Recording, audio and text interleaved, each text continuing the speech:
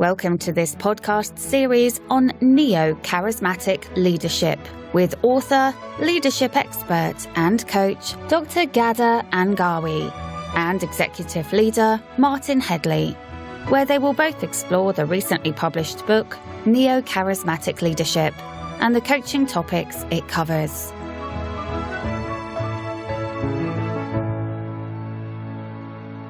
Welcome back to our listeners, and good to see you again, Gada. I want to thank those listeners that have put comments or questions into us through the website. These comments are useful, and we can adjust the content of our podcasts to address your concerns and ideas. In fact, we've already done so. One question that comes up a lot, though, is, that's fine in a big organization, but what about my small company or my social community group? I think you have something planned for us, right, Gada? Yes, today we're going to look again at stage 2, the fourth role, which is formulating a shared vision from the perspective of a leader in a startup or a social or community enterprise. Last time, we mentioned that some people may still see these leaders in a negative way and feel emotional about the transformation that is about to happen or happening, as it has disrupted the norms of their lives in the organization. In small groups, however, this is less likely to occur as the mission is very personal to everyone in the group and the distance from the leader is usually very short. Do those leaders also feel the pressure of having to fulfill their obligation towards the vision or the decision they have declared? Yes, they do. And I leave you, Martin, to answer this question from your experiences. Thank you.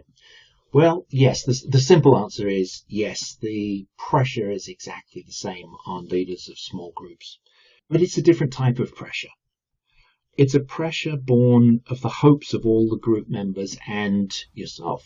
There was a reason for starting the group, right? And generally, every group member wants to contribute aggressively towards the goal. It could be a social injustice. It could be something we're doing to the environment. It just could be anything. But typically, you're going to have a group of passionate people around the subject. The motivation piece of the puzzle is really taken care of in a smaller group because you formed it because you were motivated to make this particular change. And that's great. Also, the status quo is the world around them. Whatever we do today that they would like to see changed. It's not the risk of fear of being changed, as in a company change. Okay, that's remote. It's unlikely that feeling is going to emerge. In fact, very little exists, and the group members have the job of creating all of the norms, the rules, and the culture of this new group. And that's really exciting. So where does the stress come from, you ask? Actually, it comes from keeping people focused. Yeah. Energized, committed, and engaged people come up with all sorts of ideas and schemes. All very good and innovative, some more useful than others. But the resources of the group at this stage are highly limited, and every resource counts. The goal has to be met, so every dollar spent, every minute of people's time also has to be very well spent. Yeah. Reminding group members of this fact is challenging. It's constant.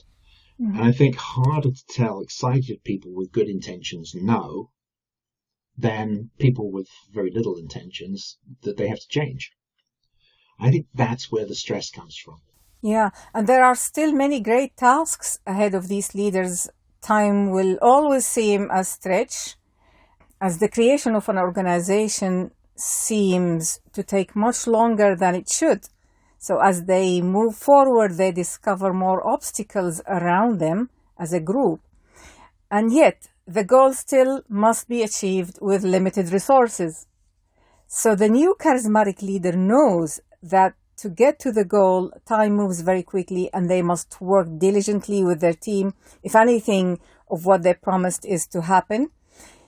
Many of formulating the shared vision role is directed to navigating people's thoughts and emotions on a constant basis making sure that every day, week, and month passes, people are still committed to a shared vision that they have spent enough time and continuous effort in crafting previously, to the point that it becomes integrated with every action and process they come up with.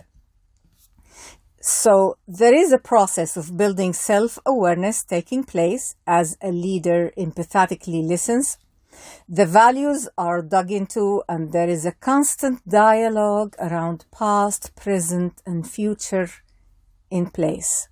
Continuous coaching for individuals and the team as a whole is happening on a daily basis.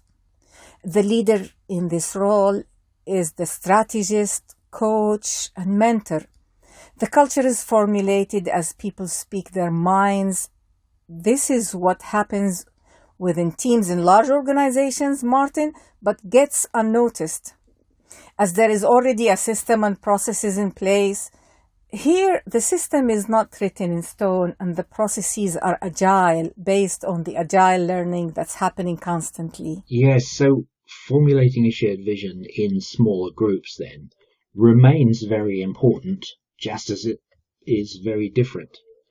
I've seen it require the leader to keep people focused and not chase too many great but unnecessary ideas. So any time you come up with a dramatic change or something really worthwhile, it's an engine of innovation for the individuals in the group, and they just come up with great ideas. One way I explained this to a small team, actually in a startup company that I was restructuring, following an early failure, was to remind them that overnight success usually takes 15 years. And, they said, well, no, it's an overnight success. I said, yes, okay. When we all first learned of the idea and the massive implications of what would happen if we did this right, it became obvious that we'd all be a household name in our industry. Okay. But in reality, if you can't get the first product or service out of the door to solve a customer's problem, or you can't get the first community service going, you don't need to worry about becoming an overnight success. Nothing will ever happen. So a new organization getting one innovative product out or starting a new community service takes everything the team members have in them and every resource they've got. So Neocharismatic leaders recognize this and focus the team on the value of the goal that is to be achieved. And this is where the altruistic aspect of Neocharismatic leadership plays a big part. Yeah.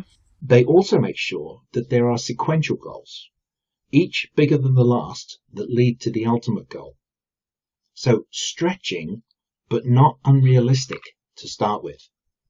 So do it right, and you have a team that can hardly be stopped. And then, of course, they'll come up with product or service 2, 3, 4, etc., etc. Yeah. So you're really putting a lot of time and effort in building that team, more than trying to launch the project or the product out or roll it out into the market. This is where the main difference is. You're investing in people. Formulating a shared vision requires all the prerequisites of the new charismatic leader to be in place. And the main difference is that the decision is not longer made at the top, because there really isn't a top level. Everyone is closer, and the decision is still provisional and must be adjusted to suit the shared vision that is being built by the team. That much doesn't change. The decision is going to establish the norms and the culture of the group as it becomes more clarified, more focused, more realistic, more possible to apply, and touches their values as their values become clearer to them. What I wanted to say here is that challenging the status quo is not something that will proceed here. It might be the other role, the fourth role, instead of the third role. And here comes the model again in play, the cyclic idea of traveling between all of that. So between these two stages, there is probably alternating roles between these roles, there is traveling between role number 4 and role number 3 until the leader feels the team is ready to move forward. Gada, I think you're right. The time is shorter, no doubt, because you do lack these resources and you've got to get something done. In fact, building on what you said, I think it is the leader's job in a small group to build the team, and it's the group's job to get the product out or to get the new community service going or whatever it is. And it's sometimes hard because it's so much fun that the leader actually wants to do some of the doing themselves. But that can also waste your leadership resource. And that's something where you really can't afford to make that mistake. Yeah. But, this is where leaders of new or emerging groups need to take care. None of the stages of Neocharismatic leadership can be left out. Yes. So as we can jump from here to there, but we cannot leave one out. Yes. We miss one at our peril. The temptation is to believe that all the involvement, the feedback, the learning and understanding of sensing the needs and then creating the shared vision has happened. But it needs to be tested for. Okay, the leader needs to seek assurance. It has happened. And I've seen it falter where these are the top causes. The first one is the leader believes everyone shares the vision and they march off, not stopping to look back and see whether everybody's still behind them. Yeah. The second one is where the group members believe they have adopted the shared vision, but disagreements arise over the direction. Not how to get there, but the fundamental direction they're going in, which means you've missed the point again. And the third sort of subgroup I find here is that some group members still think the goal is unattainable right at the beginning. They don't pull their weight for the group's benefit. So the leader's job is to weed those folks out, because as excited as they are and as committed as they are, they're still going to drag the rest of the team back. And again, resources are short. You can't afford that. So in a small group, we still have to spend the time to cement that vision in place. Everybody needs to know it as well as we, the leaders, do. In newer endeavors, circumstances change faster than they do for established organizations. So it's not unusual that a slightly different direction is needed. Sometimes every week, you're learning about your market. You're learning about what your customers or what your community wants from you. You're making adjustments. But still, the shared vision needs to be adjusted as well. Yeah. And the same as we coached for leaders of bigger organizations, just because we created a shared vision before doesn't mean we can skip it each time it changes. And so the pressure on the leader of a new group is that you're going to be going through this re-establishment of the shared vision continually. Yes. One might say until the group has actually got the first product or service out of the door, that's going to happen. So the act of visioning, as I call it, is really constant in vibrant groups. Yeah. I love the word you used, cementing the vision. And it means, for me, the leader is really putting the effort and rechecking constantly with people that this is what they signed up for. Because there is a difference between sensing people's needs and formulating a shared vision. Formulating a shared vision is not a rare event that happens only when there is a strategic transformation decision to be made, as many people think. In smaller groups, the change is constant, as you mentioned, and the group tries out new activities, just like what you said, and learns from those activities what works and what doesn't work, which is the agile learning part. So visioning, as you call it, has to be a cyclic activity following evaluation and execution. But, it has to be done in order to let the new or smaller group survive. It has to be done constantly, as you said. So I totally agree with what you've mentioned.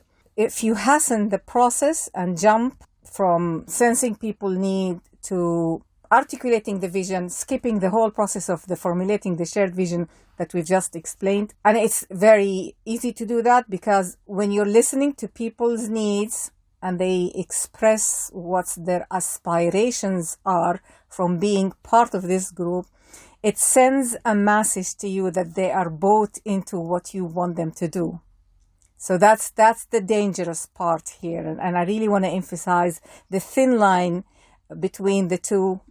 You really need to check in because what from our experiences as coaches, when we coach people, they begin the session with something, and by the end of the session, the whole direction of the session is changing, because as they explore further their own thoughts and emotions around what they started with, they discover this is really not what I want to do. Yes. And you discover actually in the second and third and 12th session that people are constantly changing. So this is why I'm saying it's a very important for the new charismatic leader to practice the prerequisites of new charismatic leadership with people, which is navigating their emotions through empathetic listening, navigating their personal visions, navigating their values, and also being able to raise and build their self-awareness. And that in itself will generate the shared vision gradually, so that by the end of the process, they have a compelling purpose that they are ready to work for together. Yes. When we were talking about neocharismatic leaders in large organizations in the last podcast, we tried to contrast them to non-neocharismatic leaders. But a question that I get asked quite a lot is it only a neocharismatic leader that can start a new group and make it flourish? Because a small group would not survive if its members did not adhere to an altruistic purpose. True. So, I had to think about that one quite hard. And I was trying to think of some examples. But looking through the evidence, almost all people who start groups are in fact neocharismatic, in that they enroll people for a good cause, whatever that might be, and they market it as a good cause. However, lurking under that intent, for some, may be the potential for that leader to take the group in a direction that most people would not consider ethical. And when that change is slow and methodical, some of the folks in the group may not realize that the group is no longer what they first thought it was. Usually, the first sign they do notice is that new people who are joining the group don't seem to share the same vision or the way of doing things. Obviously, we're not here to help leaders who want to subvert visions of groups. We're here to support the ones that want to grow. But the point is, if you are constantly rebuilding the shared vision, then only people that will agree with that shared vision will come in and join you. So you're still working towards an altruistic purpose that everybody in the group feels is ethical. And that becomes, it's like building the strength around a body cell against a virus, isn't it? The virus is bad. The cell is good, generally. Yes. And, you want to protect that cell against the viruses so that it can grow and prosper. Yeah. An example, I think, to illustrate this. I once worked with a group that was formed for great environmental purposes. It was formed to make people more aware of their own impact on the environment and their family's impact, and how simple things could be done to reduce that impact. Perfect, right? Yeah. Ethical, altruistic, worth signing up for, and exciting. While the leader was building the group, all was well. The group grew to about 100 people, many of whom were now dedicated to the cause and really enjoying their work. Big organizations were hiring this group to be advisors or to speak at conferences. It was amazing. But over time, the leader became incensed at how long it took for large organizations to adopt the changes that they wanted. And they started to use information gained while supporting these large organizations to defame them in public and cause considerable harm. So at first, the group members were unaware of this, and then they became concerned. And in the end, many started dropping off because there became an ethical mismatch. Yeah. So the tough question, Gada, is it possible to start out as a neo-charismatic leader and then lose your edge? What stops leaders from doing this? Yeah, again, this is a very tough one, Martin. Leaders who have not had enough coaching or mentoring in place may move on the scale of altruism quickly, or slide into the other end of altruism, which is egoism. Thus, it is very important for leaders to fulfill the prerequisites of their new charismatic leadership thoroughly before attempting to lead. This is a danger for motivated and full of energy young leaders specifically, because they can be driven to the good cause out of a moment of engagement but not address enough their prerequisites for leadership. Most of the new charismatic leaders I have interviewed told me that their upbringing secured their altruism, and it became a constant in their lives from an early age as they were growing up. If a young leader out there listening today and they feel they have mixed emotions and thoughts about where they are on the scale of moral or ethics, they should immediately seek coaching. If you spend enough time nurturing your new charismatic leadership prerequisites and altruism with an experienced new charismatic leadership coach or mentor, I can assure you this will never be a problem in your leadership in the future. New charismatic leadership is not inherent in your DNA. It's a learned behavioral process. Well done. You answered that tough question, which is impressive. Yeah, we made it through. So I hope our listeners are beginning to feel that there are some really deep questions they need to be asking themselves, both now and all the time they're leading. So don't forget to send in your questions to our podcast through our website. And next time, we're going to start to address the second role of creating a shared vision, which is articulating the vision. Gada and I will be taking a break over the summer, and we'll look forward to seeing you again in the early fall 2021. Thank you. Goodbye. Gada and Martin, hope you enjoyed this episode. There is more information available at neocharismaticleadership.org. And if you would like to discuss coaching or training for yourself or your team, you can contact Gada and Martin through the website. We look forward to your participation next week. Until then, goodbye.